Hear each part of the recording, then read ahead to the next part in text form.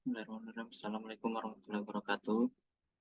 Nama saya Andi Muhammad Ardia Pratama dengan NIM 20201011031113. Di sini saya akan mempresentasikan tentang UU nomor 2 tahun 2004 tentang perselisihan hubungan industrial. Yang pertama, pengertian perselisihan hubungan industrial.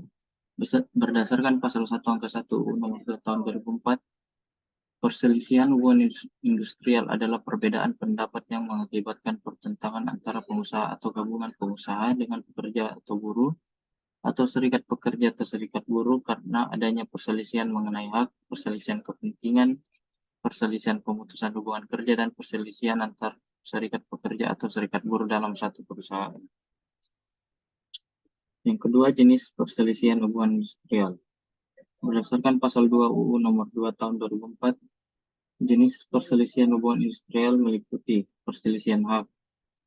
Perselisihan hak ini timbul karena tidak dipenuhinya hak akibat adanya perbedaan pelaksanaan atau penafsiran terhadap ketentuan peraturan perundang-undangan, perjanjian kerja, peraturan perusahaan, atau perjanjian kerja bersama. Yang kedua, ada perselisihan kepentingan. Perselisihan ini timbul dalam hubungan kerja karena tidak adanya kesesuaian pendapat mengenai pembuatan dan atau perubahan syarat-syarat kerja yang ditetapkan dalam perjanjian kerja atau peraturan perusahaan atau perjanjian kerja bersama. Yang ketiga, ada perselisihan pemutus hubungan kerja. Perselisihan ini timbul karena tidak adanya kesesuaian pendapat mengenai pengakhiran hubungan kerja yang dilakukan oleh salah satu pihak. Yang keempat, ada perselisihan antar serikat pekerja hanya dalam satu perusahaan. Perselisihan antara serikat pekerja dengan serikat pekerja lain hanya dalam satu perusahaan karena tidak adanya persesuaian paham mengenai keanggotaan, pelaksanaan hak, dan kewajiban ke serikat pekerja. Kemudian mekanisme penyelesaian. Yang pertama, ada perundingan bipartit.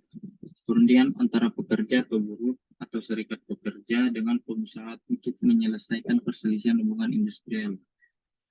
Yang kedua, penyelesaian melalui mediasi.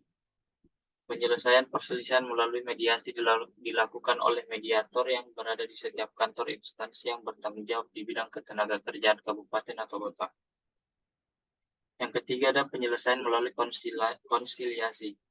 Penyelesaian perselisihan melalui konsiliasi dilakukan oleh konsiliator yang terdaftar pada kantor instansi yang bertanggung jawab di bidang ketenagakerjaan kabupaten atau kota. Yang keempat, ada penyelesaian melalui arbitrase. Penyelesaian perselisihan hubungan industrial melalui arbitrase meliputi perselisihan kepentingan dan perselisihan antar serikat pekerja atau serikat buruh hanya dalam satu perusahaan. Tugas dan wewenang pengadilan hubungan industrial.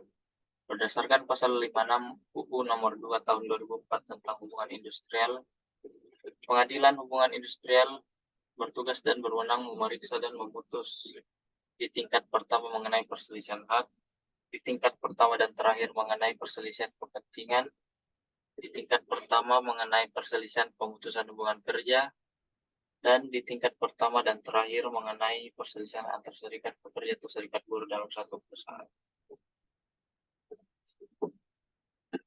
Sekian dari saya. Assalamualaikum warahmatullahi wabarakatuh.